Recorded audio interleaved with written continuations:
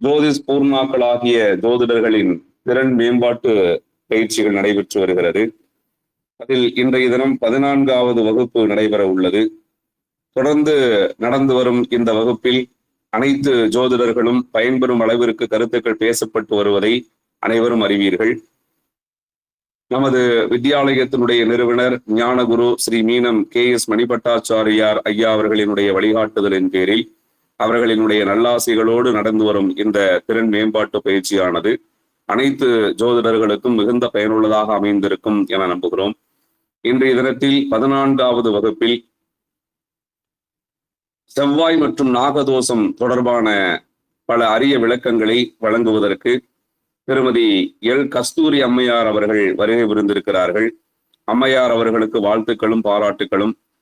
தொடர்ந்து அனைத்து ஜோதிடர்களும் ஜோதிட ஞானம் பெறுவதற்கு இன்றைய தினமும் ஒரு வாய்ப்பாக அமையும் என்று நம்பி அம்மையார் அவர்களை வகுப்பை துவங்குமாறு அன்போடு அழைக்கிறேன். அம்மா வணக்கம். வணக்கங்க ஐயா. அம்மா வணக்கங்கம்மா. நீங்க உங்களுடைய வகுப்பு ஆரம்பிக்கலாங்கம்மா. வாழ்த்துக்கள். சரிங்க ஐயா. நன்றிங்க ஐயா. ஐந்து கரத்தனை ஆனை முகத்தனை இந்தின் இளம்பெறை போலும் ஏற்றினை நந்தி மகந்தனை ஞானக் கொழுந்தினை புந்தியில் வைத்தடி போற்றுகின்றேனே. அன்பினாலே எமையாண்டு சொல்லதிகாரம் எமக்களித்து விந்தை பல புரிய வைத்த வித்தகனே சத்குருவே. அனைவரும் வியந்து நிற்கும் வித்தையை எமக்களித்து கண்போல காத்து நிற்கும் நற்குருவே போற்றி போற்றி. ஸ்ரீராம ஜெயராம ஜெய ஜெய ராமா, ஸ்ரீராம ஜெயராம ஜெய ஜெய ராமா, ஸ்ரீராம ஜெயராம ஜெய ஜெய ராமா. என்னுள் இருக்கும் என்னை வழிநடத்தி செல்லும் என் இறைவனுக்கு என் முதற்கண் வணக்கத்தை தெரிவித்துக் கொள்கிறேன். எனது பெயர் கஸ்தூரி. நான் ஈரோட்டிலிருந்து பேசுறேங்க. எமக்கு ஜோதிட கலையை கற்றுக் கொடுத்த எங்களது ஆசிரியர் ஈரோடு மைய வித்யாபதி திரு சம்பத்குமார் ஐயா அவர்களுக்கும், எமக்கு ஜோதிடத்தையும் கற்பித்து கொடுத்து ஜோதிட சாஸ்திரத்தையும் கற்பித்து கொடுத்து ஸ்ரீஹரி ஜோதிஷ்கை நிறுவனத்தில் சேவையாற்றிட ஒரு வாய்ப்பையும் வழங்கிய நமது நிறுவனர் ஞானகுரு உயர் திரு மீனம் KS மணிபட்டாச்சாரியார் ஐயா அவர்களுக்கும் எனது வணக்கத்தை தெரிவித்துக் கொள்கிறேன். மேலும் இந்த ஜோதிட கருத்தரங்கில் பேச எனக்கு தலைப்பை கொடுத்து பேச வாய்ப்பளித்த நமது ஜோதிஷ்கைடு இயக்குனர் சேலம் மையம் வித்யாபதி திரு பொன்சரண் ஐயா அவர்களுக்கும், தேனி மைய வித்யாபதி திரு பெருமாள் ஐயா அவர்களுக்கும், அனைத்து மைய ஆசிரியர்களுக்கும், அனைத்து ஜோதிட நண்பர்களுக்கும் எனது வணக்கத்தை தெரிவித்துக் கொள்கிறேன். இந்த ஜோதிட கருத்தரங்கில் எனக்கு பேச கொடுத்த தலைப்பு செவ்வாய் தோஷம் நாகதோஷம். இந்த செவ்வாய் தோஷம் நாகதோஷம் இந்த இரண்டு தோஷங்களையும் நாம் எப்போது பார்ப்போம் என்றால், திருமண பொருத்தம் பார்க்கும் போதுதான் இந்த தோஷங்களை நாம் ஆய்வு செய்வோம். இந்த திருமண பொருத்த ஆய்வு முறைகள் என்பது 4 விதமான நிலைகளில் நாம் ஆய்வு செய்வோம். 1 விவாகம் தொடர்பான தோஷங்கள், 2 பாவக ரீதியான ஆய்வு, 3 தசா ரீதியான ஆய்வு, 4 நட்சத்திர ரீதியான ஆய்வு. இந்த 4 விதமான நிலையில் ஆய்வு நிர்ணயம் செய்வோம். இதில் முதல் நிலை விவாகம் தொடர்பான தோஷங்கள்.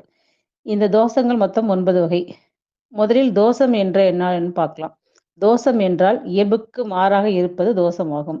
இயல்புக்கு மாறாக இருப்பது தோஷமாகும். ஒரு இடம் பாதிப்படைந்து இருப்பதை சுட்டிக்காட்டும் வார்த்தை தோஷமாகும். தோஷம் என்றால் குறைபாடு என்றும் பொருள். தோஷம் என்றால் குறைபாடு.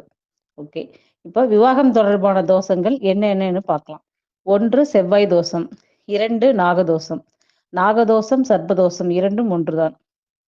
3 கால சர்ப்பதோஷம், 4 கலத்திர தோஷம், 5 சனி தோஷம், 6 புத்திர தோஷம், 7 புணர்ப்பு தோஷம், 8 விசக்கன்னிகா தோஷம், 9 கிரக இணைவுகளால் ஏற்படும் தோஷம். இந்த 9 தோஷங்களில் முதல் 2 தோஷங்களான செவ்வாய் தோஷம் நாகதோஷம் இந்த 2 தோஷங்களை பற்றி தான் நம்ம இங்க பார்க்க போறோம். முதல்ல செவ்வாய் தோஷம்.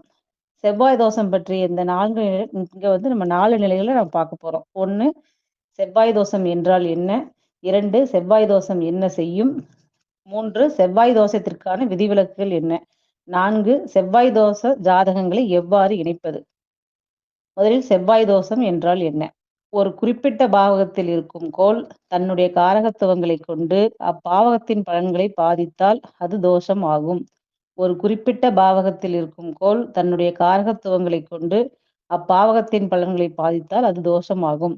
அந்த அடிப்படையில் செவ்வாய் என்ற கோள் ஒரு குறிப்பிட்ட பாவகங்களில் இருக்கும்போது தன்னுடைய காரகத்துவ குணங்களை கொண்டு அந்த பாவகத்தின் பலன்களை பாதிக்கிறது. அது செவ்வாய் ஏற்படுத்தும் பாதிப்பு என்பதால் நாம் அதை செவ்வாய் தோஷம் என்று குறிப்பிடுகிறோம். இப்ப செவ்வாய் தோஷங்கிறது நம்ம திருமணத்திற்காக மட்டும்தான் பார்க்கிறோம். பொதுவாக நாம் விவாகம் தொடர்பாக அறியக்கூடிய பாவகங்கள் என்பது 1, 2, 7, 8, 12. செவ்வாய் விவாகம் தொடர்பாக அறியக்கூடிய பாவங்களில் போய் இருந்தால் அங்கு செவ்வாயின் தன்மையும் அந்த பாவகத்தின் தன்மையும் இணைவதால் சில மாதிரியான குறைபாடுகள் ஏற்படுகிறது. அந்த குறைபாட்டையே செவ்வாய் தோஷம் என குறிப்பிடுகிறார்கள். இந்த செவ்வாய் தோஷத்தை திருமணக்காக மட்டும்தான் நம்ம பார்க்கிறோம்னு மறுபடியும் சொல்லிட்டு இருக்கோம். திருமண வாழ்க்கைக்கு செவ்வாயின் காரகத்துவங்கள், அதாவது செவ்வாயின் காரகத்துவங்கள் நிறைய இருந்த போதிலும் திருமண வாழ்க்கைக்கு தொடர்புடைய சில குறிப்பிட்ட செவ்வாயின் காரகத்துவங்களை மட்டும் இங்கு பார்க்கலாம். கணவன், ரத்தம், கோபம், தைரியம், வீரியம், நெருப்பு, எல்லா விதமான தடைகள், கலகம், போராட்டம், விதவை, சண்டை சச்சரவுகள், போர்க்குணம், விபத்து, காயங்கள், ரணசிகிச்சை, கரடுமுரடான தன்மை, கட்டுக்கடங்காத தன்மை, பராக்கிரமம், வெட்டுதல், பிரித்தல், அடக்கி ஆளும் தன்மை, கீழ்படியாத குணம், குரூரமான குணம், இவைகள் எல்லாம் செவ்வாயின் தனித்துவமான காரகத்துவங்கள் ஆகும். இவ்வளவு காரகத்துவங்களுக்கு செவ்வாய் பிரதானமாக இருப்பதினாலேயே விவாக காலத்தின் போது அவர் எப்படி இருக்கிறார், என்ன தன்மையில் இருக்கிறார் என்பதை பார்க்க வேண்டியது அவசியமாகிறது. செவ்வாய் தோஷம் என்றால் என்ன என்பதையும் செவ்வாயின் காரகத்துவங்களை பற்றியும் பார்த்தோம். இனி செவ்வாய் தோஷம் என்ன செய்யும், செவ்வாய் தோஷம் ஏன் பார்க்கப்படுகிறது என்பதை பார்க்கலாம். குறிப்பாக திருமணம் செய்து கொள்வது என்பது தன்னுடைய சந்ததி விருத்திக்காக திருமணம் செய்து கொள்கிறோம். அப்ப இங்கு தாம்பத்திய நிறைவு என்பது மிகவும் முக்கியமானதாக பார்க்கப்படுகிறது. இந்த தாம்பத்திய நிறைவு என்ற விஷயத்தில் தம்பதிகளுக்கு இடையே நிறைவு என்பது ஏற்படவில்லை என்றால் மன வாழ்க்கையே பெரும் பிரச்சனையாக போய்விடும். திருமண வாழ்வில் ஈடுபடும் இருவருமே தாம்பத்திய நிறைவை பெற வேண்டியது மிகவும் அவசியமாகிறது. தம்பதிகள் இதில் நிறைவை பெற வேண்டும் எனில் செவ்வாய், சுக்கிரன் ஆகிய கோள்களின் தயவு பரிபூர்ணமாக தேவை. சுக்கிரன் கலத்தக்காரகன். தாம்பத்தியத்தில் சுக்கிரன் ஏற்படுத்தும் பிரச்சனைகள் சமாளிக்கக்கூடியதாக இருக்கும். செவ்வாய் ஏற்படுத்தும் பிரச்சனைகள் சமாளிக்க முடியாததாக இருக்கும். தவறான வழிக்கு ஜாதகரை அழைத்துச் செல்லும் வாய்ப்புகள் உள்ளன. ஆகவேதான் செவ்வாயை மையப்படுத்தி ஆய்வுகள் செய்யப்படுகிறது. தம்பதிகளுக்கிடையே தாம்பத்திய நிறைவை ஆராய ஆய்வு செய்ய வேண்டிய கோள் செவ்வாயாகும். செவ்வாய் இருக்கும் தன்மையை வைத்துத்தான் ஜாதகருடைய தாம்பத்திய நிறைவை அறிய முடியும். ஒரு ஆண் ஜாதகத்தில் செவ்வாய் பலமாக இருக்க வேண்டும். பெண் ஜாதகத்தில் சுக்கிரன் பலமாக இருக்க வேண்டும். அப்படி இருந்தால் தாம்பத்திய நிறைவு திருப்திகரமாக இருக்கும். அவர்கள் எந்த அளவு பலவீனப்படுகிறார்களோ, அதாவது ஆண் ஜாதகத்தில் செவ்வாயும் பெண் ஜாதகத்தில் சுக்கிரனும் எந்த அளவு பலவீனப்படுகிறார்களோ அந்த அளவுதான் தாம்பத்திய நிறைவும் அமையும். அடுத்து செவ்வாய்க்கு 8 விதமான காரகங்களை ஏற்படுத்தும் வல்லமை உண்டு. 1 தாம்பத்திய நிறைவு. இப்ப தாம்பத்திய நிறைவுங்கிறது தான் நம்ம இதுக்கு முன்னாடி நம்ம பார்த்தோம். ஓகே, இந்த 8 விதமான காரகங்களில் 1 தாம்பத்திய நிறைவு, 2 தம்பதிகளுக்கிடையே அந்யோன்யம், 3 திருப்தியற்ற நிலை, 4 விரக்தியான மனோநிலை, 5 குடும்ப ஒற்றுமை, 6 சண்டை சச்சரவுகள், 7 நோய், 8 விபத்து. இந்த 8 விதமான காரகங்களை ஏற்படுத்தும் வல்லமை செவ்வாய்க்கு உண்டு.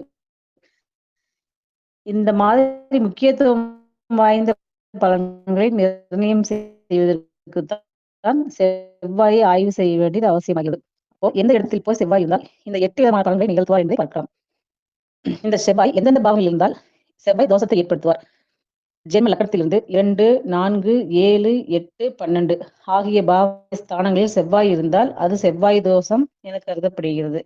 ஜென்ம லக்னத்திற்கு 2, 4, 7, 8, 12 ஆகிய ஸ்தானங்களில் செவ்வாய் இருந்தால் செவ்வாய் தோஷம். அதே போல் ஜென்ம ராசிக்கு 2, 4, 7, 8, 12 ஆகிய பாவங்களில் செவ்வாய் இருந்தால் அதுவும் செவ்வாய் தோஷம் என குறிப்பிடுகிறார்கள். ஜென்ம லக்னத்திலிருந்து ஜென்ம ராசியிலிருந்து 2, 4, 7, 8, 12 ஆகிய பாவங்களில் செவ்வாய் இருந்தால் அது செவ்வாய் தோஷம் என்றும் எல்லா ஜோதிட நூல்களிலும் சொல்லப்பட்டு உள்ளது. சில பழம்பெரும் ஜோதிட நூல்களில் 2, 4, 7, 8, 12 1, 6 ஆகிய பாவத்தையும் சேர்த்துள்ளார்கள். அதாவது லக்னத்திற்கு முன்பின் 12, 1, 2 7ஆம் இடத்திற்கு முன்பின், அதாவது களத்திரத்துக்கு முன்பின் 6, 7, 8 அதாவது லக்னத்திற்கு 12-1-2, லக்னத்திற்கு முன் 12 போகஸ்தானமாகவும், லக்னத்திற்கு 2ஆம் இடம் ஜாதகருக்கு குடும்பஸ்தானமாகவும், 7க்கு 8வது பாவகம் 2ஆம் இடம் களத்திரத்தின் 7க்கு 8வது பாவகம் களத்திரத்தின் ஆயுள் ஸ்தானமாகவும் 2ஆம் இடம் வருகிறது. அதேபோல் களத்திரத்தின் காம சிந்தனை 1ஆம் பாவம் 7க்கு 7 ஆகும். ஜாதகரின் களத்திரத்தின் காம சிந்தனை 1ஆம் பாகம். ஆக இந்த நிலைகளில் 12-1 ஆய்வு செய்ய வேண்டியது, 12-1-2 ஆகிய பாவங்களை ஆய்வு செய்ய வேண்டியது அவசியமாகிறது. அதே போல் 6, 7, 8 களத்திரத்திற்கு முன்பின், அதாவது 7 களத்திரத்தின் நிலை அறியவும், ஜாதகரின் காம சிந்தனை அறியவும் 7ஆம் இடம் ஆய்வு செய்ய வேண்டும். 8ஆம் இடம் களத்திரத்தின் குடும்பம், 8ஆம் இடம் களத்திரத்தின் குடும்பம் ஜாதகரின் ஆயுள் ஸ்தானம், அதனால் அதையும் ஆய்வு செய்யணும். 6ஆம் இடம் களத்திரத்தின் போகஸ்தானம் 7க்கு 12 வருவதால் 6, 7, 8 இந்த பாவங்களை ஆய்வு செய்ய வேண்டியது அவசியமாகிறது. ஆக 12-1-2, 6, 7, 8 இந்த பாவங்களை ஆய்வு செய்ய வேண்டும். இதோடு 4ஆம் இடம், 4ஆம் இடம் சுகஸ்தானம், ஜாதகருக்கு கிடைக்கும் சுகம் பற்றியதாகும். 7ஆம் வீட்டின் வெற்றி ஸ்தானமாகவும் 4ஆம் இடம் வருகிறது. 7னால் ஜாதகருக்கு வெற்றியா? எந்த பாவகத்திலும் அந்த பாவகத்தின் 10வது ஸ்தானமே வெற்றி ஸ்தானமாகும். அதனால் களத்திரத்தினால் ஜாதகருக்கு வெற்றியா? 7க்கு 10ஆம் இடம் 4 என்பதால் 4ஆம் பாகத்தையும் எடுத்துள்ளார்கள். ஆக 1, 2, 4, 6, 7, 8, 12 ஆகிய இந்த 7 பாவகங்களில் செவ்வாய் இருந்தால் செவ்வாய் தோஷமாக எடுத்துக்கொள்ள வேண்டும். இப்போ நம்ம செவ்வாயின் வலிமையை பார்க்கலாம். எந்த இடத்துல இருந்தா எவ்வளவு வலிமை பெறுகிறார் அப்படிங்கிறது. செவ்வாய் லக்னத்திலிருந்து 7ஆம் இடத்தில் செவ்வாய் இருந்தால் 100% வலிமையும், லக்னத்திலிருந்து 2, 8 ஆகிய இடத்தில் செவ்வாய் இருந்தால் 80% வலிமையும், 12ஆம் இடத்தில் செவ்வாய் இருந்தால் 70% வலிமையும், லக்னத்தில் செவ்வாய் இருந்தால் 50% வலிமையும், 4ஆம் இடத்து செவ்வாய் 20% வலிமையும், 6ஆம் இடத்து செவ்வாய் 10% வலிமையும் பெறுகிறார்கள். இப்படி இந்த அடிப்படையில் தான் செவ்வாய் தோஷத்தின் வலிமையை நிர்ணயிக்கப்பட்டுள்ளது. இருப்பதிலேயே வலிமையான ஸ்தானம் 7ஆம் இடம்தான். 100% வலிமை பெறுகிறது 7ஆம் இடம். லக்னத்திற்கு 7ல் செவ்வாய் கடுமையான செவ்வாய் தோஷத்தை, அதாவது 100% தோஷத்தை ஏற்படுத்தும் அமைவாகும். மறுபடியும் கூறுகிறோம், 7ஆம் இடத்து செவ்வாய் 100% வலிமையை பெறுகிறார். 2ஆம் இடத்து செவ்வாய் 80% வலிமை, 12ஆம் இடத்து செவ்வாய் 70% வலிமை, லக்ன செவ்வாய் 50% வலிமை, 4ஆம் இடத்து செவ்வாய் 20% வலிமை, 7ஆம் இடத்தில் செவ்வாய் 10% வலிமையாகும். இதில் இந்த 6ஆம் இடத்து செவ்வாய் 10% வலிமை பெறுவதால் பெரிதாக பாதிக்காது. 6ஆம் இடம் முழு மறைவுஸ்தானம் என்பதாலும் 6ஆம் இடத்தில் இருக்கும் செவ்வாயை பெரிதாக நம்ம எடுத்துக்கொள்ள வேண்டியது இல்லை. இனி 1, 2, 4, 6, 7, 8, 12 இந்த பாவங்களில் இருக்கும் செவ்வாய் என்ன செய்யும் என்றும் என்ன பலன்களை தரும் என்றும் பார்க்கலாம். முதலில் லக்னத்தில் இருக்கும் செவ்வாய் என்ன செய்யும்? இந்த லக்னத்தில் இருக்கும் செவ்வாய் 50% தோஷத்தை ஏற்படுத்தும் நாம் கூறியிருக்கிறோம். லக்னத்தில் செவ்வாய் எனும்போது லக்ன பாவகத்தின் காரகத்துவையும் செவ்வாயின் காரகத்தையும் இணைத்து பலன் எடுக்கணும். ஓகே, ஆண்களுக்கு லக்னத்தில் செவ்வாய் இருப்பது சிறப்பு. லக்னத்தில் செவ்வாய் பராக்கிரமத்தோடு கூடிய தோற்றம் கொண்டவராக இருப்பார். தோற்றம் சிறப்பாக இருக்கும். லக்னத்தில் செவ்வாய் கட்டுமஸ்தமான தேகம் இருக்கும். லக்னத்தில் செவ்வாய் இருந்தால் குணம் கெடும்.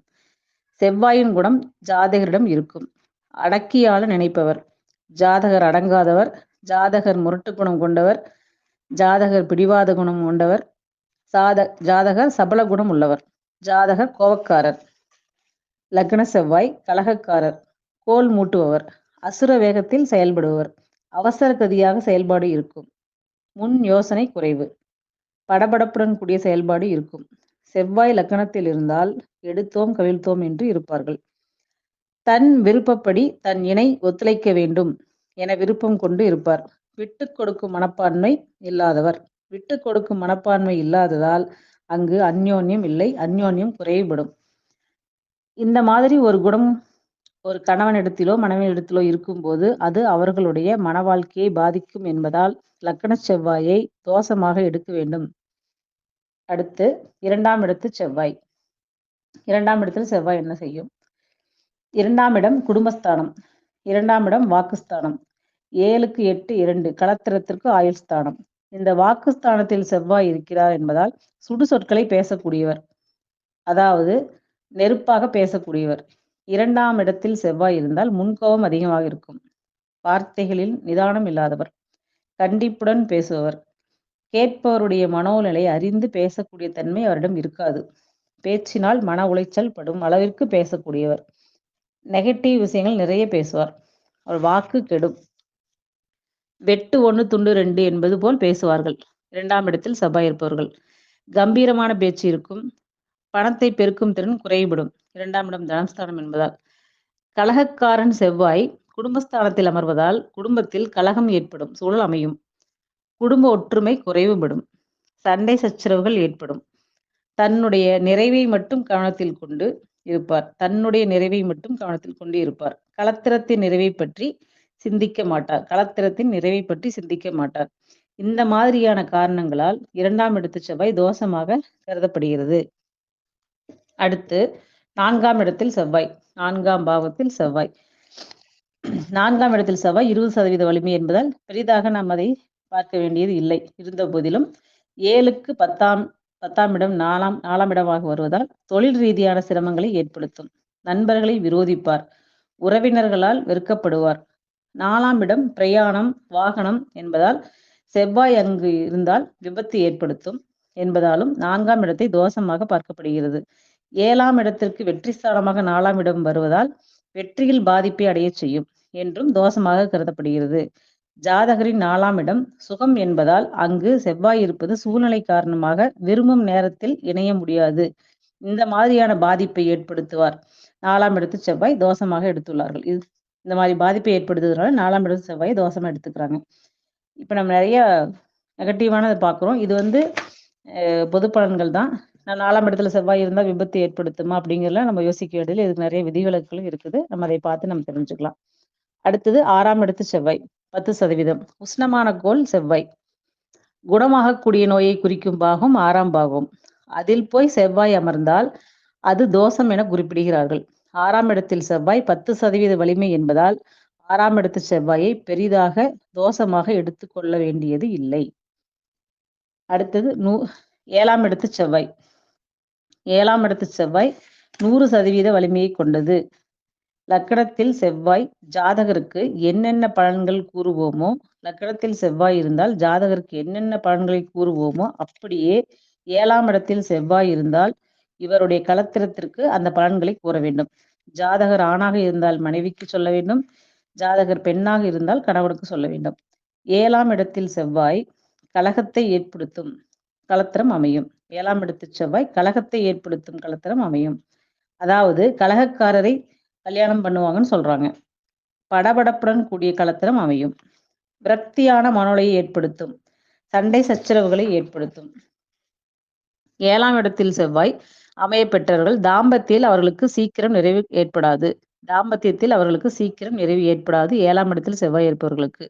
7இல் செவ்வாய் இருப்பவர்கள் தன்னுடைய ஆசைகளுக்கு விருப்பங்களுக்கு அதிக முக்கியத்துவம் கொடுப்பார்கள். களத்திரத்தின் ஆசைகளுக்கு விருப்பங்களுக்கு முக்கியத்துவம் கொடுக்க மாட்டார்கள். தன் தேவை தன் திருப்தி இதுதான் முக்கியம் என்று நினைப்பார்கள். 7ஆம் இடத்தில் செவ்வாய் இருப்பவர்கள் கரடுமுரடான செயல்பாடுகளை கொண்டவர்களாக இருப்பார்கள். தன்னுடைய இணையை சரீரத்திற்கும் மனதிற்கும் வலியை கொடுத்து நிறைவை அடையக்கூடிய தன்மை கொண்டவராக இருப்பார்கள். 7ஆம் இடத்தில் செவ்வாய் அமைய பெற்றவர்கள். 7ஆம் இடத்து செவ்வாய் இருந்தால் 7இல் செவ்வாய் இருக்கும் ஜாதகத்தையே பொருத்த வேண்டும் என்று கூறுகிறார்கள். 7ஆம் இடத்து செவ்வாய்க்கு 7ஆம் இடத்து செவ்வாய் இணைப்பதே சரியான பரிகாரம் ஆகும். 7ஆம் இடத்து செவ்வாய்க்கு 7ஆம் இடத்து செவ்வாய் இணைப்பதே சரியான பரிகாரம் ஆகும். அடுத்து 8ஆம் இடத்தில் செவ்வாய். 8ஆம் இடம் என்பது திருமண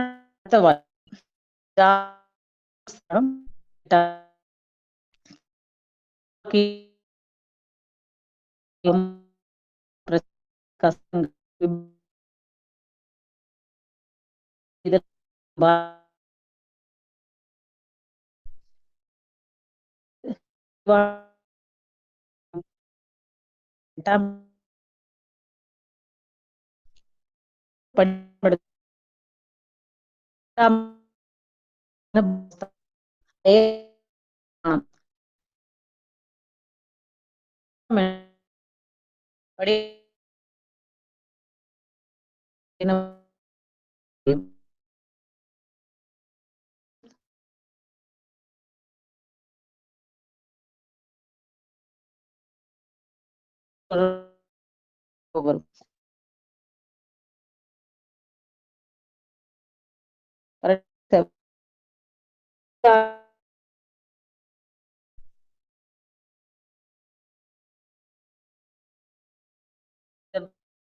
என்ன அர்த்தம்? 2,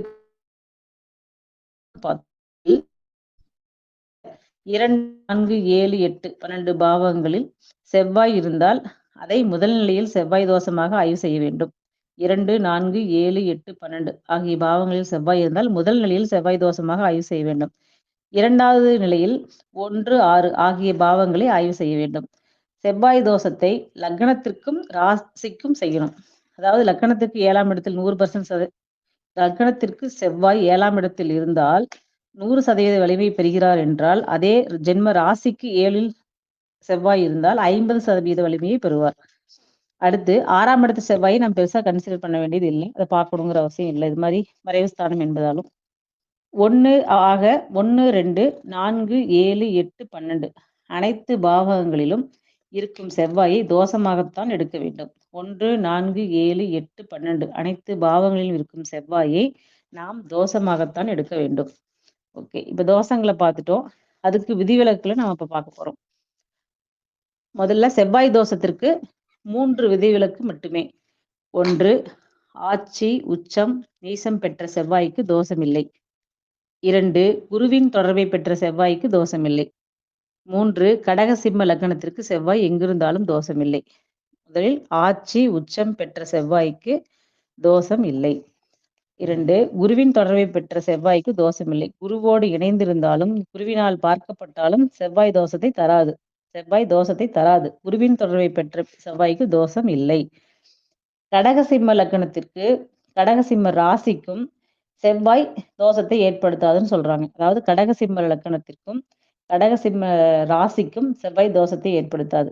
கடக சிம்ம லக்னத்திற்கு செவ்வாய் ஏக யோகர் என்பதால் ஏக யோகாதிபதி என்பதால் தோஷமில்லை. கடக சிம்ம லக்னத்தில் பிறந்தாலே செவ்வாய் தோஷம் கிடையாதுன்னு சொல்றாங்க. அப்போ செவ்வாய் தோஷம் எதற்காக பார்க்கப்படுகிறது அப்படிங்கிறது பார்க்கணும். ஏன் செவ்வாய் தோஷத்தை பார்க்கணும் அப்படின்னு இந்த 8 விதமான செவ்வாயின் காரகத்துவங்களை முதலாளியே நாம் பார்த்தோம். 1, தாம்பத்திய நிறைவு, 2, அந்யோன்யம், 3, திருப்தியற்ற நிலை, 4, விரக்தியான மனோநிலை, 5, குடும்ப ஒற்றுமை, 6, சண்டை சச்சரவுகள், 7, நோய், 8, விபத்து. இவை அனைத்தும் விதிவிலக்குகளால் சரி செய்யப்படுமா என்று கேட்டால் வாய்ப்பு உண்டு. இந்த அனைத்தும் விதிவிலக்குகளால் சரி செய்யப்படுமா என்று கேட்டால் வாய்ப்பு உண்டு. ஒன்று தாம்பத்திய நிறைவை தவிர.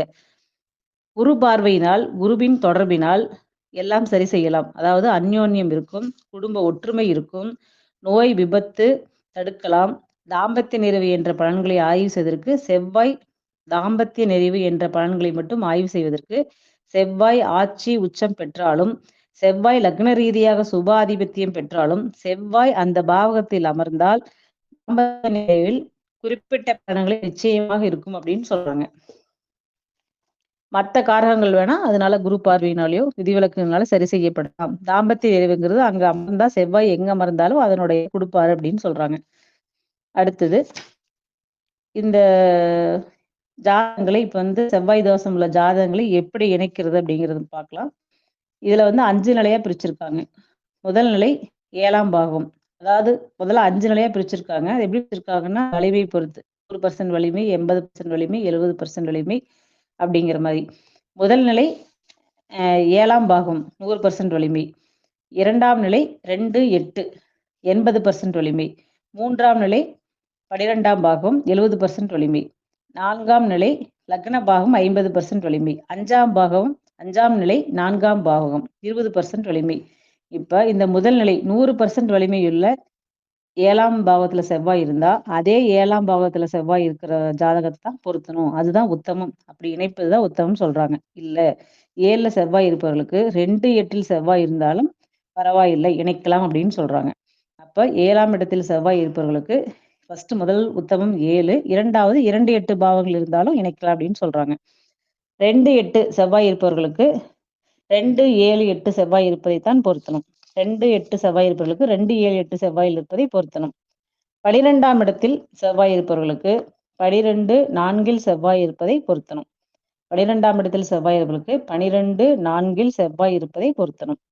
லக்னத்தில் செவ்வாய் லக்னத்தில் செவ்வாய் லக்ன வலி இருந்தா என்ன பண்ணலாம் அப்படின்னா, லக்னம் செவ்வாய் வந்து லக்னத்தை கெடுக்கும் என்பதால் லக்னம் வலிமையுடைய ஜாதகத்தை இணைக்க வேண்டும். லக்னம் வலிமையுடைய ஜாதகத்தை இணைக்க வேண்டும். லக்னத்தில் சுபக்கோள் இருக்கலாம். விட்டு கொடுக்கும் கோள் லக்னத்தில் இருந்தால் சிறப்பு. லக்னத்தில் செவ்வாய் இல்லாத ஜாதகமாக பார்த்து இணைக்க வேண்டும். அதாவது லக்னத்தில் செவ்வாய் இருப்பவர்களுக்கு கண்டிப்பாக இன்னொரு லக்னத்தில் செவ்வாய் இருக்கும் ஜாதகத்தை இணைக்கக்கூடாது அப்படின்னு சொல்றாங்க. அடுத்து 4ஆம் பாவம். 4ஆம் பாவத்தில் செவ்வாய் இருக்கிறவங்களுக்கு 12 4ஆம் இடத்தில் செவ்வாய் இருந்தா நம்ம அதை இணைக்கலாம் அப்படின்னு சொல்றாங்க. ஆக 2 7 8 செவ்வாய் இருப்பவர்களுக்கு 2 7 8 செவ்வாய் இணைக்கலாம். 12 4 செவ்வாய் இருப்பவர்களுக்கு 12 4 செவ்வாய் இணைக்கலாம். லக்ன பாவத்தில் செவ்வாய் இருப்பவர்களுக்கு லக்னம் வலிமை பெற்ற ஜாதகம் இணைக்க வேண்டும். இப்படி இணைக்கும் போது அந்த கோள் என்ன செய்யுமோ அதை செய்யும். அதை ஏற்றுக்கொள்ளும் களத்திரமாக அமைந்துவிடும் சொல்றாங்க. அந்த கோள் என்ன செய்யுமோ அதை செய்யும். அதை ஏற்றுக்கொள்ளும் களத்திரமாக அமைந்துவிடும். ஆதலால் செவ்வாய் தோஷத்தை தோஷ ஜாதகத்துடன் இணைக்க வேண்டும் அப்படின்னு சொல்றாங்க. இப்போ நம்ம செவ்வாய் தோஷத்தை பத்தி நம்ம பார்த்தோம். அடுத்தது நாகதோஷம். இதுக்கு உதாரண ஜாதகங்கள் இருக்குங்க. நாகதோஷையும் முடிச்சுட்டு அதுக்கப்புறம் நம்ம உதாரண ஜாதகத்துக்கு போலாம். 2வது நாகதோஷம். நாகதோஷம் என்றாலும் சர்ப்பதோஷம் என்றாலும் ஒன்றுதான். நாகம் என்றாலே எல்லாத்துக்கும் சரி, சர்ப்பம் என்று நமக்கு தெரியும். நாகம் சர்ப்பதோஷம், நாகதோஷம் சர்ப்பதோஷம் என்றால் என்ன? சர்ப்பக்கோள்கள் என்று சொல்லக்கூடிய ராகு கேதுக்களால் ஏற்படும் தோஷத்தை தான் நாம் சர்ப்பதோஷம் நாகதோஷம் என்று சொல்கிறோம். ஒரு ஜீவாத்மாவின் கர்மவினை பலன்களை பூரணமாக அணிவிக்கச் செய்து நம்மை பக்குவப்படுத்தி பண்படுத்தி வாழ்க்கைக்கான மூலத்தை உணர்த்தி எது மார்க்கம் என்பதை அறியச் செய்து அதன் வழியாக நம்மை பயணிக்கச் செய்வதற்கு வழிவகுக்கின்ற கோள்களில் பெரும் பங்கு வகிப்பது ராகு கேதுக்கள் தான். இப்படிப்பட்ட இந்த ராகு கேதுக்களை பார்த்துத்தான் நாம் பயப்படுகிறோம், பாவக்கோள் என்று கூறுகிறோம். ஆனால் இவர்களும் ஒரு வகையில் நமக்கு நன்மை செய்யும் சுபக்கோள்களே. ஓகே. நாகதோஷம் என்ன செய்யும்? எந்தெந்த பாவங்களில் இருந்தால் தோஷம்? ஒருவர் பிறந்த லக்னத்திலிருந்து சர்ப்பதோஷம் நாகதோஷம் எந்தெந்த பாவங்களில் இருந்தால் அது தோஷம். ஒருவர் பிறந்த ஜென்ம லக்னத்திலிருந்து 1 2 5 7 8 12 ராகு கேதுக்கள் அமர்ந்தால் அது சர்ப்பதோஷம் ஆகும். விவாகம் தொடர்பான பாவங்களில் 1 2 7 8 பிரதானம். போகஸ்தானம் 12 என்பதினால் விவாகம் தொடர்பான முக்கியம் வாய்ந்த பாவங்கள் 1 2 7 8 12 என்பதினாலே அங்கு போய் ராகு கேது இந்த கோள்கள் இருந்தாலே இந்த தோஷத்தை ஏற்படுத்துகிறது, குறைபாட்டை ஏற்படுத்துகிறது. அடுத்து 5ஆம் இடம் புத்திரஸ்தானம் என்பதாலும் இங்கு ராகு கேதுக்கள் அமர்ந்தால் புத்திரஸ்தானத்தை பாதிக்கும் வாய்ப்பு இருக்கும் என்பதாலும் 5ஆம் இடத்தையும் சேர்த்து 1 2 5 7 8 12 ஆகிய ஸ்தானங்களில் ராகு கேது அமர்ந்தால் நாகதோஷமாக சொல்லப்படுகிறது. விவாகம் தொடர்பான பாவங்கள் 1 2 5 7 8 12 இந்த பாவங்களில் ராகு கேதுக்கள் அமர்ந்தால் என்ன மாதிரியான பலன்களை தருவார் என பார்க்கலாம். நாம் ராகு கேதுக்களை இருள்கோள் நிழல்கோள் எனும் அறிந்திருக்கிறோம். லக்னத்தில் ராகு கேதுக்கள் இருந்தால் என்ன செய்யும்? லக்னம் என்றால் தோற்றம், புகழ், அந்தஸ்து, கௌரவம், எண்ணம் என்ற நிறைய காரகத்துவங்கள் சொல்கிறோம். அந்த காரகத்துவம் கொண்ட லக்னத்தில் ராகு கேது அமர்ந்தால் ராகு கேதுக்களின் காரகத்துவங்களையும் இணைத்து நாம் பலன் எடுக்க வேண்டும். இயல்பாக சிந்தனை அனைத்தையும் ராகு கேது குறையுள்ளது உணர்வுடன் இருப்பார்கள். அவர்களிடம் எந்த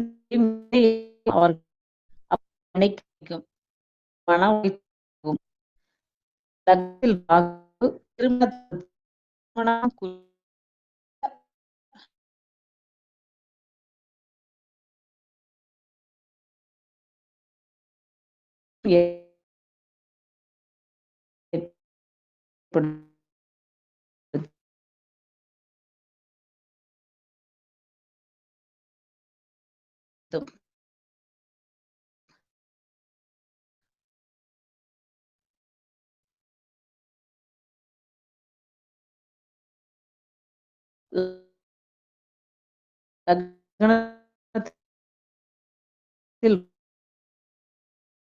ராகு, ராகு கேதுக்கள் குணம் கெடும்.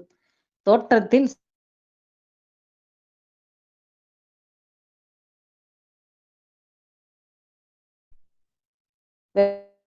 விரக்தியான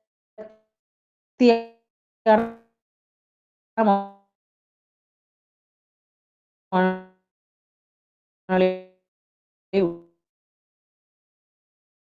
மாறாக ஜாதகர் சார்ந்த இடங்களில் இருக்கும் வாய்ப்பு இந்த ராகு கேது லக்னத்தில் தான் ஏற்படுத்தும். அடுத்து 2ஆம் இடத்தில் ராகு கேதுக்கள். 2ஆம் இடம் குடும்பஸ்தானம், வாக்குஸ்தானம், அடிப்படை கல்வி, பொருளாதாரம் இவற்றை குறிக்கும் ஸ்தானம். இந்த 2ஆம் இடத்தில் ராகு கேதுக்கள் இருந்தால், இரண்டில் ராகு இருந்தால் வாக்கில் தூய்மை இல்லை அப்படின்னு சொல்றாங்க. பொய் பேசுவார், பொய்யை உண்மை மாதிரி பேசுவார் அப்படின்னு சொல்றாங்க. கடும் சொற்களை பேசுவார். 2இல் ராகு புண்படும்படி பேசுவது அவர் நோக்கம் கிடையாது. ஆனால் அவர் பேசுவதை மற்றவர்கள் அது மாதிரி புரிந்து கொள்வார்கள். குடும்பத்தில் கலகம், அடிக்கடி சண்டை சச்சரவுகள் இருக்கும். பொருளாதாரத்தை பெருக்கும் திறன் இருக்காது. அதனால் பிரச்சனையும் வரும். மன வாழ்க்கை பாதிப்பை தரும். தாமதமான திருமணத்தை தரும். அடுத்து 5ஆம் இடத்தில் ராகு கேது. 5ஆம் இடம் புத்திரஸ்தானம். புத்திர பாக்கியத்தை கொஞ்சம் தொந்தரவு செய்வார்கள். கல்யாண முகூர்த்தமும் சாந்தி முகூர்த்தமும் சரியான சுப நாள், சுப நட்சத்திரம், சுப நேரம் இவர்களுக்கு சரியாக அமையாது. அதாவது முகூர்த்தம், சாந்தி முகூர்த்தம்லாம் சரியான நேரத்துல அமையாதுன்னு சொல்றாங்க. இவங்க விவாக சடங்குகளுக்கு முக்கியத்துவம் கொடுக்க மாட்டார்கள்.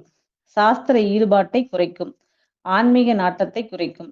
பெரியவர்களை மதிக்கும் திறன் இவர்களிடம் குறைவு. 7ஆம் இடத்தில் ராகு கேது. 7ஆம் இடத்தில் ராகு கேதுக்கள் திருமண தடையை ஏற்படுத்தும். திருமண வாழ்க்கையில் பாதிப்பை ஏற்படுத்தும். வரக்கூடிய களத்திரம் ஆணவத்தோடு கூடியவராக இருப்பார். கீழ்ப்படிதல் தன்மை குறைவுபட்டு இருக்கும். இயல்பாகவே தம்பதிகள் அந்யோன்யத்தை பாதிப்படைய செய்யும். அந்யோன்யம் குறைவு. திறனுக்கு அங்கீகாரம் கிடைக்காது. திருப்தியற்ற சூழல், விரக்தியான மனோநிலை, சண்டை சச்சரவுகள், பிரச்சனைகள். 7இல் ராகு கேதுக்கள் இருந்தால் இத்தனையும் கொடுப்பாங்க. அடுத்து 8ஆம் இடத்தில் ராகு கேதுக்கள். திருமணத்திற்கு அடுத்த நிலையை சொல்லும் இடம். ஆக சுடு சொற்கள் பேசும் களத்திரம் அமையும். குடும்பத்தில் குழப்பங்கள் இருக்கும். ஒற்றுமை குறைவு. ஏதாவது தொழில் சார்ந்தோ பிரச்சனைகள் சார்ந்தோ பிரிவுகள் அவ்வப்போது இருந்து கொண்டே இருக்கும். தற்காலிக பிரிவு இருக்கும். 8இல் ராகு கடுமையாக பாதிப்பு இருந்தால் நிரந்தர பிரிவு கூட ஏற்படலாம். வாய்ப்பும் உள்ளது. நோய் பிரச்சனை இருக்கும். களத்திரத்தின் மேல் நம்பகத்தன்மை இருக்காது. அடுத்து 12ஆம் இடத்தில் ராகு கேது. தம்பதிகளின் அந்யோன்யத்தை குறைக்கும். மன வாழ்க்கை பாதிப்பை ஏற்படுத்தும். திருப்தியற்ற ஒரு தாம்பத்தியத்தையும் செய்யும். குடும்பத்தை விட்டு பிரிதல், அது தொழிலாகவும் வேலை சார்ந்தோ பிரிந்து கூட போகலாம். நெடுந்தூர பிரயாணம், வெளிநாட்டு அனுகூலம். இவ்வளவு படிச்சதுல 12ஆம் இடத்து ராகு கேதுகள் 2 பிளஸ் தாங்க. அது நெடுந்தூர பயணம், வெளிநாட்டு அனுகூலம். களத்திரத்தின் ஆரோக்கியம் பாதிப்படைதல். 7க்கு 6 ராகு கேது இருப்பது, 7க்கு 6 12. அந்த ராகு கேதுக்கள் 12ஆம் இடத்தில் இருப்பதினாலே நோயுள்ள களத்திரம் அமையும் அப்படின்னு வாய்ப்பு இருக்கு. ஓகே, இதெல்லாம் ராகு கேதுக்கள் 1, 2, 7, 8, 5, 12 இருந்தா என்னென்ன செய்வார் அப்படிங்கிறத நாம் பார்த்தோம். இதுக்கு விதிவிலக்குகள். 1, 2, 5, 7, 8, 12 இருக்கும் ராகு கேதுக்கள் திரிகோணாதிபதிகளின் தொடர்பு பெறுவது. அதாவது 1, 5, 9 தொடர்பு பெறுவது இருந்தா விதிவிலக்கு உண்டு. திரிகோணாதிபதிகளின் தொடர்பு பெறுவது. 2, குருவின் தொடர்பை பெறுவது. இந்த 2 விதிவிலக்குகள் தான் ராகு தோஷங்களுக்கு விதிவிலக்குகள். 1, திரிகோணாதிபதிகளின் தொடர்பு பெறுவது, குருவின் தொடர்பை பெறுவது. குருவின் பார்வையோ, குரு அவங்களோட இருக்கிறதோ, இல்லை குருவின் பார்வை படுறதோ குருவின் தொடர்பு இருந்தால் விதிவிலக்கு படிக்கிறாங்க. இப்ப நிறைய நெகட்டிவான நம்ம பலன்களை நம்ம பேசியிருக்கிறோம். இப்படியே இதெல்லாம் நடந்துருமா என்றால் குறைவுதான். ஆய்வு நம்ம செய்யணும். லக்னத்தில் அமர்ந்த ராகு கேதுக்கள் குணத்தை கெடுக்கும் தான். ஆனால் அந்த லக்னம் பெறும் பலம், லக்னாதி பெறும் பலம், லக்னத்தில் வேறு கோள்கள் அமர்ந்துள்ளதான்னு பார்க்கணும். லக்னம் ஏதாவது குருவின் தொடர்பு பெறுகிறதான்னு பார்க்கணும். திரிகோணாதிபதிகள் தொடர்பு பெறாங்களான்னு பார்க்கணும். லக்னாதிபதியின் தன்மை, அவர் அமர்ந்துள்ள ஸ்தானம், அமர்ந்துள்ள ராசி, அந்த ராசியில் பெற்றுள்ள தன்மை, அவர் பெற்றுள்ள சிறப்பு தன்மை, லக்னாதிபதிக்கு இயற்கை சுபக்கோள் தொடர்பு இருக்கிறாங்களா, மற்ற பாவக்கோள் ஏதாவது தொடர்பு லக்னத்திற்கோ லக்னாதிபதிக்கோ தொடர்பு உள்ளதா என்பதையும் பார்க்கணும். அப்பதான் பலன்களை நம்ம கூட்டியே குறைச்சு நம்ம சொல்ல முடியும். தசாபுத்தி அதுக்கு மேல தசாபுத்தி. தசாபுத்தி வந்து எப்படி நடக்குது அப்படிங்கிறத வச்சுதான் நம்ம அதையும் சொல்ல முடியும். முதல்ல லக்னம் என்ன ராசி, அந்த ராசி வந்து என்ன ராசியா வருது, அந்த ராசியில ராகு கேதுக்கள் அமர்ந்துன்னா அந்த ராகு கேதுக்கள் தன்மை என்ன, இதெல்லாம் வச்சுதான் அந்த பலன்களை வந்து நம்ம நிர்ணயம் செய்ய முடியும். எந்த அளவு கூடுதலாகவோ குறைவாகவோ தருது அப்படிங்கிறத. இப்ப நமக்கு 2 ஜாதகம் உதாரண ஜாதகங்கள் இருக்கு. அந்த உதாரண ஜாதகம் பாத்தீங்க அப்படின்னா இங்க ஒரு சின்ன பாதிப்படைஞ்ச உதாரண ஜாதகத்தை நம்ம போட்டிருக்கோம். ஏன் அப்படின்னா இப்ப வந்து நிறைய இப்ப நிறைய ஜாதகம் நம்ம பாக்குறோங்க. செவ்வாய் தோஷம் ஜாதகங்களை பாக்குறோம். செவ்வாய் உள்ள ஜாதகத்தை இணைக்கிறோம். குருவின் தொடர்போ இது மாதிரி ஏதாவது தோஷம் குறைபட்டு இருக்கிற ஜாதகத்துல இணைச்சு அவங்க நல்லா இருக்கிறது நிறைய பாக்குறோம். இந்த 2 ஜாதகங்கள் நம்ம ஏன் எடுத்திருக்கோம் அப்படின்னா இதுல வந்து அவங்களுக்கு குறைபாடு இருக்கிறதுனால எடுத்திருக்கிறோம். இதை நம்ம தேடி பிடிச்சுதான் எடுத்திருக்கோம். அதுக்காக வந்து இந்த இடங்கள்ல ராகு கேதுக்கள் செவ்வாய் இருந்ததுன்னா அது தோஷம், திருமணம் அமையாது, இந்த மாதிரி பிரச்சனைகள் கொடுப்பாங்கன்னு இல்லை. நம்ம சொன்ன மாதிரி லக்னம், லக்னாதிபதி, மற்ற கோள்கள் இதெல்லாம் எப்படி இருக்காங்க பார்த்துதான் அந்த பலன்களையும் நம்ம எடுக்க முடியும். அடுத்தது இந்த ராகு கேதுக்கள் வந்து உள்ள ஜாதகத்தை எவ்வாறு இணைக்கலாம் அப்படின்னு பார்த்தோம்னா 1, 2, 5, 7, 8, 12 ராகு கேதுக்கள் இருந்தால் 1, 2, 5, 7, 8, 12 ராகு கேதுக்கள் இருக்கிற மாதிரியே பொருத்தணும். 1, 2, 5, 7, 8, 12 ராகு இருக்கிறவங்களுக்கு அதே மாதிரியே பொருத்தணும்னு சொல்றாங்க. முதல் நிலை பாத்தீங்கன்னா 1, 2, 7, 8, 2ஆம் நிலை 12, 5 அப்படின்னு சொல்லியிருக்காங்க. இது பெரிய ஒரு வித்தியாசம் இல்லை. இதுல 1, 2, 5, 7, 8, 12 இருக்கிறவங்களுக்கு அதே மாதிரியே பொருத்தலாம். இதுல வந்து இன்னொன்னு 1, 2, 5, 7, 8, 12 பாவங்கள்ல வலிமை குறைவாக இருக்கும் ஜாதகத்தையும் பொருத்தலாம்னு சொல்றாங்க. அதாவது 1, 2, 5, 7, 8, 12 பாவங்கள் வலிமை குறைவாக இருக்கும் ஜாதகத்தையும் பொருத்தலாம் அப்படின்னு சொல்றாங்க. அடுத்து நம்ம உதாரண ஜாதகம் பார்க்கலாங்க.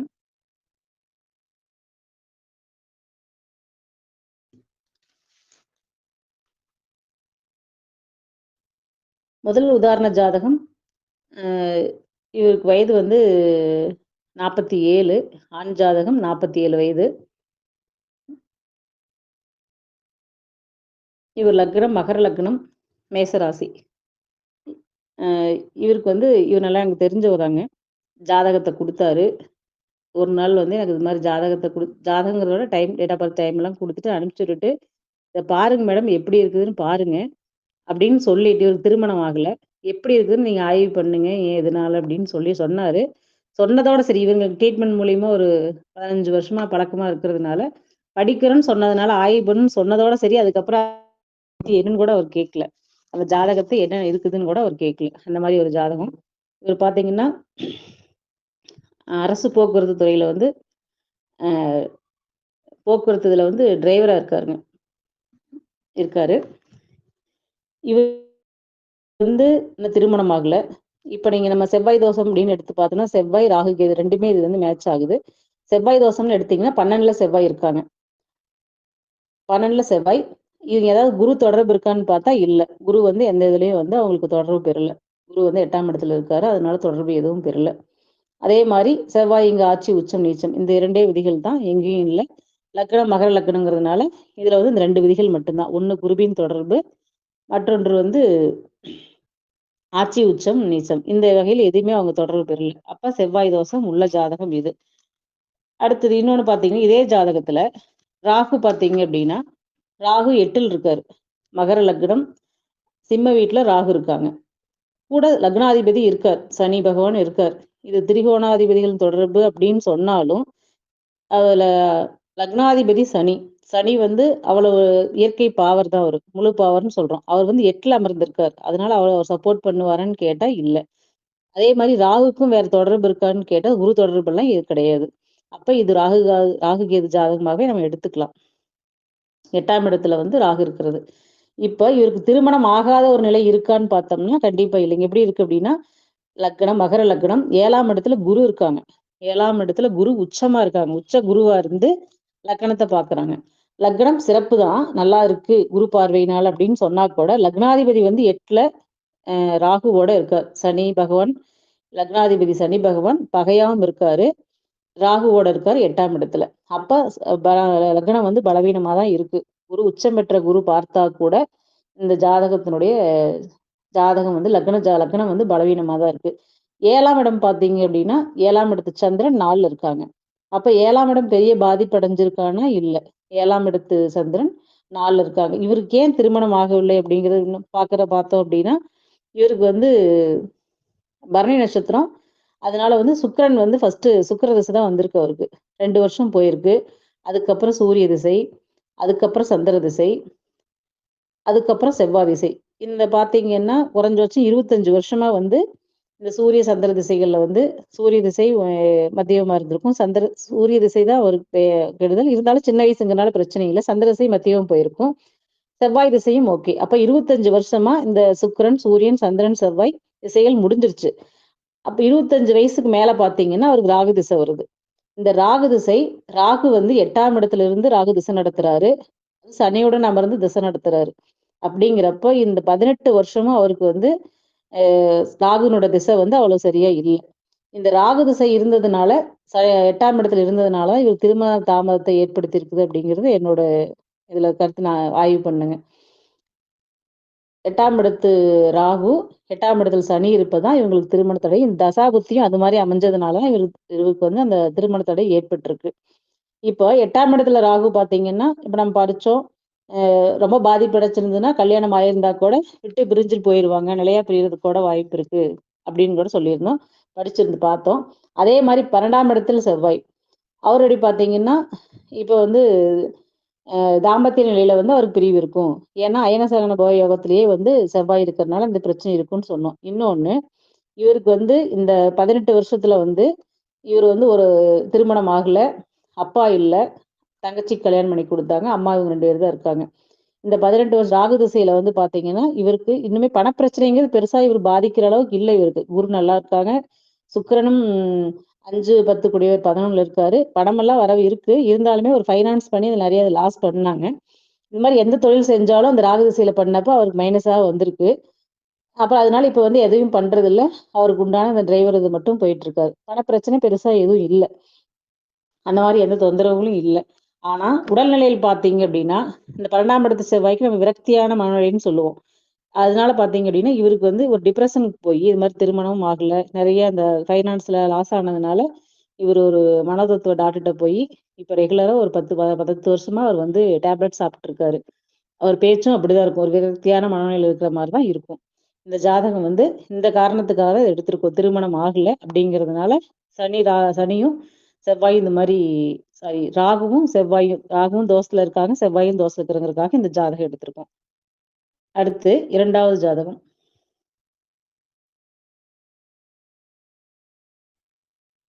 2வது ஜாதகம் இவரு பார்த்தீங்க அப்படின்னா, விருச்சிக லக்னம், மீன ராசி.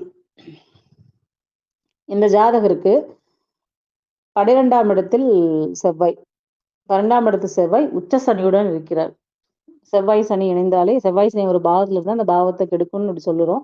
செவ்வாய், சனி வந்து 12ஆம் இடத்துல இருக்காங்க. அ இந்த ஜாதகருக்கு வந்து 7ஆம் இடம். 7ஆம் இடத்துல ராகு. அப்ப ராகு 1ல கேது உச்சமா இருக்காங்க. கேது உச்சமா இருக்காங்க. ராகு நீச்சத்துல இருக்காங்க. ராகு 7ஆம் இடத்து சுக்கிரன் வந்து 3ல மறைஞ்சிருக்காங்க. இப்ப இவங்களுக்கு என்ன திசாபுத்தி போகுது அப்படின்னு பார்த்தீங்க அப்படின்னா, புதன், கேது, சுக்கிரன். ஃபர்ஸ்ட் புதன் போயிருக்காங்க. அடுத்து கேது, சுக்கிரன். சுக்கிரன் பரவால்ல. சுக்கிரன் திசை போயிருக்கு. இந்த சுக்கிரன் திசையில 2016ல சுக்கிரன் திசை கடைசியில தான் அவங்களுக்கு திருமணம் ஆயிருக்கு. திருமணம் ஆயிருச்சு. இவங்க லவ் மேரேஜ். திருமணம் பண்ணிட்டாங்க. பண்ணிட்டு சூரிய திசை போறப்போ ஓகே ஓரளவுக்கு போயிட்டு இருந்திருக்கு. இந்த சந்திர திசை அதாவது விருச்சிக லக்னத்துக்கு சந்திர திசை பாதகாதிபதி. பாதகாதிபதி திசை நடத்தியிருக்காரு. இந்த பாதகாதிபதி திசையில செவ்வாய் புத்தியில கொஞ்சம் கொஞ்சம் அவங்களுக்கு ப்ராப்ளம் முதல்ல இருந்தே இருந்தா கூட இந்த செவ்வாய் புத்தியில அவங்களுக்கு 2 பேருக்கு டைவர்ஸ் ஆயிருச்சு. இதுக்கு காரணம் செவ்வாய் அதாவது லக்னம் வந்து செவ்வாய் 12ல பலவீனமா இருக்கு. அடுத்தது ராகு கேதுக்களினுடைய பாதிப்பு தான் இவங்களுக்கு வந்து இந்த பிரிவு கொடுத்திருக்கு. அப்புறம் 7ஆம் அதிபதி 3ல இருக்காங்க. அந்த வீட்டின் சனி வந்து இங்க உச்சமா இருக்காரு. இந்த செவ்வாய் சனி சேர்ந்து இருக்கிறதுனால தான் இவருக்கு இந்த பிரச்சனை அப்படிங்கிறது இதுல இருந்து தெரிஞ்சோம். இவர் செவ்வாய் சனி இந்த லக்னாதிபதி 12ல இருக்கிறதும் செவ்வாய் சனி இருக்கிறதும் இவருக்கு லக்னாதிபதி 12 செவ்வாய் 12ல இருக்கிறது மெயினா இவருக்கு என்ன பிளஸ் அப்படின்னா இவர் வந்து சொந்த ஊர்ல இல்லைங்க. இவர் வந்து வெளிநாட்டுல போய் இருக்காரு. இவருக்கு அது ஒரே ஒரு இது வந்து வெளிநாட்டுல இருக்கிறது தான். இவருக்கு திருமணம் வந்து மறுபடியும் இப்ப கேட்டிருக்காங்க. 2வது திருமணம் எப்ப நடக்கும் அப்படின்னு. இவருக்கு வந்து இப்ப வந்து சந்திரன் திசை ராகு புத்தி போயிட்டு இருக்கிறதுனால, குரு புத்தி வந்தா இவருக்கு திருமணம் ஆகும் அப்படின்னு சொல்லியிருக்குங்க. இதுக்கு முன்னாடி பார்த்த ஜாதகத்துல அவருக்கு திருமணம் பத்தி கேட்கல. ஆனா அவருக்கும் குரு திசை நடக்குது. அவங்க திருமணம் இனிமேல் வந்து அந்த பேச்ச எடுக்கிறதுல அவங்க அவங்க அந்த ஈடுபாடா இல்ல. திருமணம் வேண்டாம் அப்படிங்கிற முடிவுக்கு அவங்க வந்துட்டாங்க.